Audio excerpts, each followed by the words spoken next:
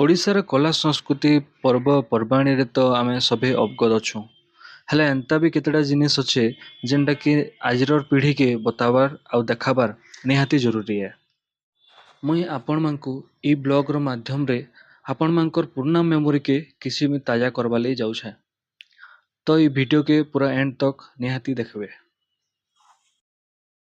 देखिपे ticket घर यहाँ एटा entry है 10 टଙ୍କା टिकेट है बेसी ना से आपण मैंने आसिक 10 टଙ୍କା टिकेट काटबे और भीतर के जीवे देखिपे आम एंट्री कर गलु टिकेट देवार लगे पड़वा आगे जीमा मनुष्य गोटे एंता प्राणी है जे कि दुनिया रे जितकी भी सामान अच्छे सेटा आमर डेली लाइफ रे यूज है सामान ठू नहीं कि आमर पिन्हबार खाइबार तक सबुथिर कॉपी बनी सारान जेनता कि आपण मैंने देखिपे